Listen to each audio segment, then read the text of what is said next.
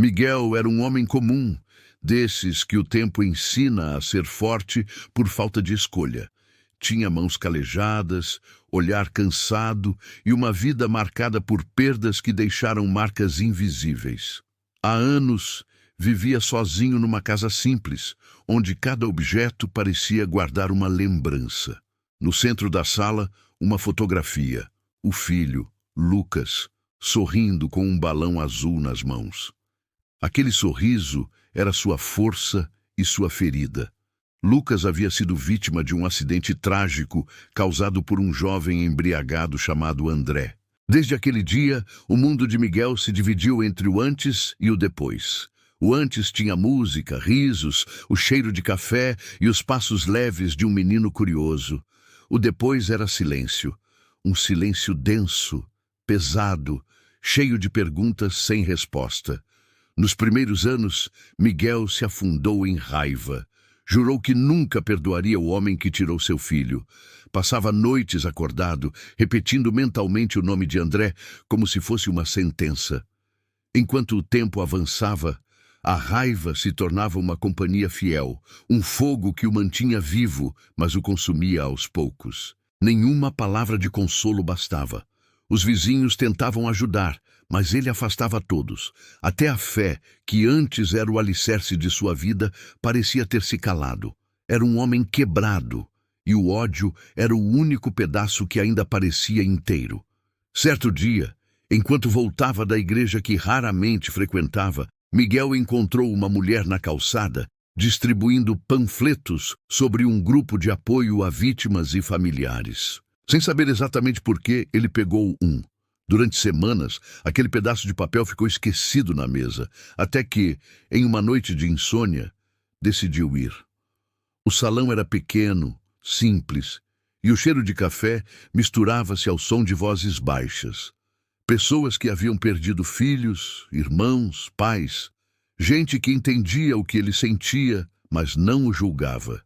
Ali, pela primeira vez em anos, Miguel ouviu a palavra perdão, sem sentir repulsa. Era apenas uma semente plantada em terra seca. As reuniões se tornaram parte da rotina. Aos poucos, ele percebeu que o perdão não era uma sentença que libertava o outro, era uma forma de libertar a si mesmo. Mas saber disso não tornava a prática mais fácil. Uma noite, uma das voluntárias mencionou que o próprio André, já condenado, também participava de um grupo dentro do presídio. Disse que o rapaz escrevia cartas de arrependimento que nunca enviava. Miguel ouviu aquilo e sentiu algo estranho, uma mistura de raiva e curiosidade. Pela primeira vez, pensou em como seria olhar nos olhos do homem que destruiu sua vida. Não por vingança, mas para entender o que restava dele. Sem contar a ninguém, escreveu uma carta pedindo para visitar André. Foi um impulso, mas ao mesmo tempo, uma decisão que parecia amadurecer há anos. Quando o pedido foi aceito, Miguel sentiu medo. O presídio era um lugar frio, cheio de ecos. Ao entrar, sentiu o coração bater como se quisesse fugir. André estava diferente, mais magro, olhar baixo, mãos inquietas. Quando o viu, levantou-se lentamente. O silêncio que se instalou entre os dois foi mais pesado do que qualquer palavra. Miguel respirou fundo e disse apenas: "Eu vim porque preciso entender." Quando André finalmente falou, a voz saiu baixa, arranhada pelos anos. Não pediu desculpas para aliviar a própria culpa. Pediu porque havia descoberto que carregar o erro era viver em eterna prisão. Contou sobre noites em que o nome de Lucas o acordava como uma lâmina de lembrança, sobre as pequenas coisas que o consumiam. O silêncio que vinha depois das refeições, a cadeira vazia à mesa, a imagem do menino que ele nunca poderia devolver. Miguel ouviu cada palavra como quem recebe uma pedra e a observa por muito tempo antes de decidir o que fazer com ela. Havia ali um pedido de humanidade que não dissolvia a perda, mas que abria uma fresta. Naquele olhar do outro, Miguel viu algo inesperado. Não o monstro que as notícias pintaram, mas um homem quebrado, incapaz de consertar o passado, querendo ao menos reconhecer o dano causado. A visita ao presídio não foi um ato de espetáculo. Foi um diálogo áspero e verdadeiro. Miguel falou também, não com raiva calibrada, mas com a honestidade de quem contou a trajetória da própria perda. Lembrou Lucas, em detalhes que só um pai poderia saber. O jeito de segurar o lápis, o riso que vinha primeiro pelos olhos, a mania de deixar meias espalhadas. Falou da ausência que tornou os dias mais curtos, dos aniversários que viraram datas de silêncio. E, entre palavras, deixou escapar que, mais que justiça, havia algo que precisava acontecer dentro dele para que os restos da vida pudessem se reorganizar. André escutou, chorou, pediu permissão para carregar o remorso sem fingir que poderia apagá-lo. Foi um encontro de ruínas que, pouco a pouco, começou a erguer um terreno novo. Não aconteceu ali um perdão automático, como num passe de mágica. Perdão verdadeiro é trabalho e exige coragem, tanto de quem pede quanto de quem concede. Miguel saiu do presídio com as mãos tremendo, mas com algo diferente no peito. Uma percepção de que continuar a viver enredado no ódio faria com que Lucas morasse apenas na cadeia da dor e não na liberdade da memória.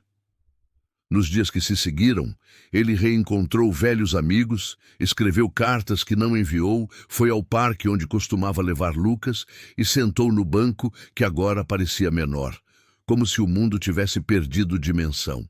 A cada gesto simples, acender uma vela, regar a planta no vaso que o filho gostava, ele foi aprendendo a transformar o luto em cuidado, a presença ausente em vida lembrada. Meses depois, Miguel tomou uma atitude que muitos acharam estranha e poucos compreenderam de imediato. Pediu ao juiz que autorizasse um encontro mediado entre ele e André na presença de assistentes sociais. Não para anular a dor, mas para construir um espaço seguro onde palavras difíceis pudessem existir sem virar armas. Lá, entre cartas lidas em voz alta e silêncios compartilhados, algo mudou no chão de ambos. André contou sobre pequenos atos de reparação que vinha tentando fazer. Ajudar outros presos, escrever cartas a famílias, estudar para não viver na ignorância que tanto o havia definido. Miguel ouviu e, com a voz firme, disse algo simples e duro. Eu não esqueço, mas escolho não ser consumido por isso. Ao dizer aquilo, sentiu que uma corrente invisível se rompia. Não havia redenção que apagasse o fato, mas havia uma possibilidade de reconstrução do próprio viver. O perdão de Miguel teve o formato discreto de um gesto diário. Não foi declaração para a imprensa, nem reconciliação pública com quem o feriu. Foi uma escolha repetida, levantar de manhã para cuidar do que restou, abrir a porta para lembranças sem fechar o coração para o mundo, visitar o túmulo de Lucas com risos lembrados e não apenas lágrimas. André, por sua vez, tentou viver com a responsabilidade do que fizera. Passou a participar de programas, a escrever cartas, a carregar o nome de Lucas como algo que o lembrava de ser humano. A cidade percebeu a mudança lenta e desconfiada. Mas as pessoas que conheceram a história encontraram nela um gesto possível. O perdão não apaga a dor, mas dá um novo lugar a quem sofreu. Não como vítima eterna, mas como alguém que aprende a conviver com a perda e ainda assim escolher a vida. Miguel nunca deixou de sentir saudade. Porém, no silêncio que antes era vazio, agora havia memória que aquecia. E assim, entre dias simples e manhãs com o sol cortando a janela, a vida foi ganhando novamente cor. Não porque o impossível fora revertido, mas porque o homem decidiu, dia após dia, escolher a paz que o perdão ofereceu.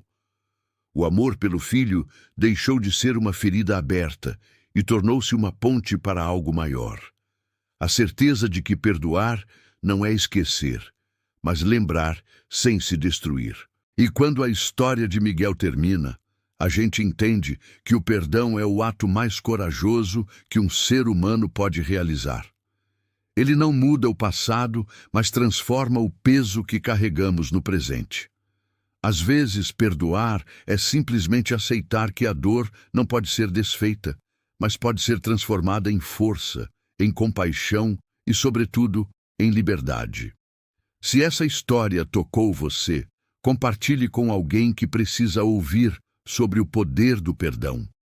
E se quiser continuar vivendo essas jornadas emocionantes sobre a alma humana, se inscreva aqui no canal. Toda semana, contamos histórias que revelam o que há de mais profundo em nós: o amor, a dor e o milagre silencioso da esperança.